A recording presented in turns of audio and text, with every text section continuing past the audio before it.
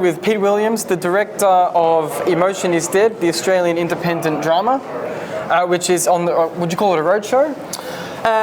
Indie cinema tour. Yeah, and we're in Brunswick at the lovely FOMO Theatre. Could you just give our audience just a quick description of what your movie's about? Emotion is Dead is all about the Holden factory closing down in Elizabeth, South Australia, and the social and economic impact that had on the community, told in a Tarantino-style crime thriller. Awesome. And it's as good as it sounds. We just saw it. First of all, a lot of your, not your personal narrative, but a lot of the culture of South Australia went into this film, the history of it. Do you want to just say a few words about that? Well, it is a very South Australian film. I'm from Elizabeth, South Australia, which is where the Holden factory was based. Yeah. And the impact on our community was pretty significant when the factory closed in 2017. But as I was making it, I also wanted to make the most South Aussie story ever told. So there's little winks and nods to the big rocking horse that's in Gamaraka, the Botanic Gardens, Crybaby Punk Bar in Adelaide. So all these little Easter eggs for South Aussie people. Yeah. The most striking thing for me about this film was the editing. I thought the editing was amazing. Do you want to talk about what processes went into that? Because editing is a whole decision process in and of itself. So how did you go about that? So I had an editor full-time on it for about 6 months. I was lurking over his shoulder the whole time, basically annoying the hell out of him. Yeah, I bet. But we had a first cut that was about 94 minutes, and it was pretty tight, and that was what was at Adelaide Film Festival. But the cut now is 89 minutes, so we've really compressed it, taken out anything that wasn't of significant value, and really speeded up the pace of the edit. Yeah. Well, it moves. The movie moves. There's always action going on or character development occurring on screen. The other question I had for you, that was the most important to me, was the soundtrack. The soundtrack in this film is amazing.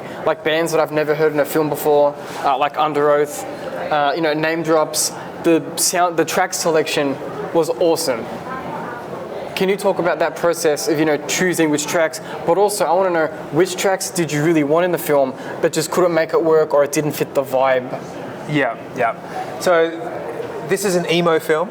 I loved, my most favourite time for music was 2000 to 2006 or maybe late 90s to 2006 emo music.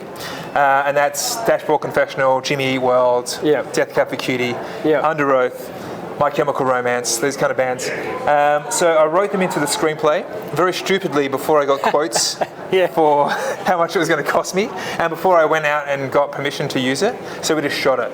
And it isn't just background music, this is actually in the script. They're singing along, it's baked into the story. Yeah, it's So there's 14 emo songs in the film. We shot 14 songs and I didn't get the rights to 3 of the songs. So three songs wouldn't give us permission or were too expensive for us to use. Can you tell us what they are? So I no longer listen to Fall Out Boy, AFI, and My Chemical Romance. AFI would have been a big one if you listened to it, unfortunately. Miss Murder, it's such an epic song. Under Oath in this film, I was so happy. We were hoping for My Chemical Romance, but it didn't eventuate. You got it on the wardrobe. Also Jimmy World as the name. That's my favourite band. I love that band. Anyway, I'm sorry. It's about you, not about me. Also too expensive, Jimmy Eat World. I wanted the middle. Yeah. And that was about 50 grand. So that's a big song. The other thing about this movie is you made it on a shoestring budget, essentially. Yep. But it looks gorgeous. It actually looks incredible. Obviously we're a movie review show, so we watch a lot of movies. There are movies that are a million times your budget that don't look this nice. And I'm not just saying that.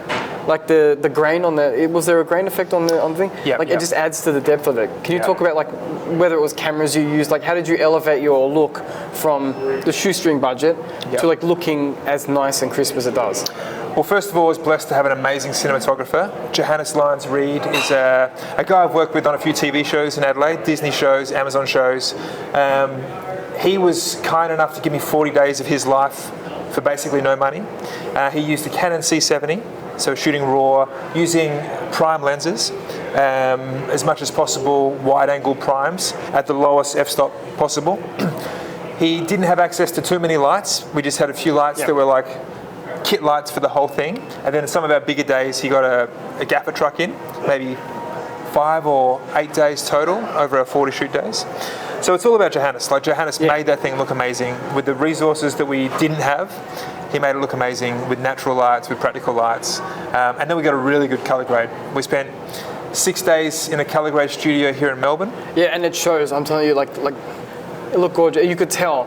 We just really crushed the quality. It was such a, because it's digital film, right? Shot 4K, very, very flat and crisp and clean.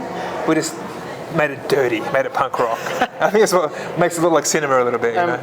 Before we stop taking up so much of your time, That's all right. this film is amazing. Where can people see it? So or how can they find out about it, I guess, more broadly? Yeah, emotionisdead.com.au is the official website of the cinema tour. You can check out the trailer there, and we have 4 more dates on our cinema tour. We're in Sydney at the end of August this month. We're in Perth and Fremantle the week after that, and then we finish in Brisbane early September. Excellent. Yeah. Is there any, I know it's early days, right, but I have to ask it, as a physical media lover myself, is there any plans for a physical release of any sort? Yep, so we have a worldwide sales agent now, and we have North American distribution, and they're handling Australian distribution as well.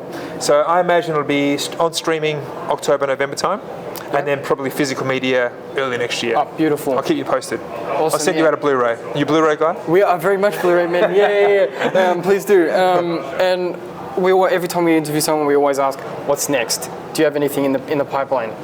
Yeah, so I have a feature film screenplay that I think is ready to go, and the reason I'm in Melbourne this week is because I'm going to MIF to pitch it at 37 Degrees South next week. Oh, it's congratulations. called The Holy Thorn is the name of the working title of the film, and it's a supernatural thriller about a small town in rural South Australia where, I'm not going to give too much away, but it's a supernatural thriller.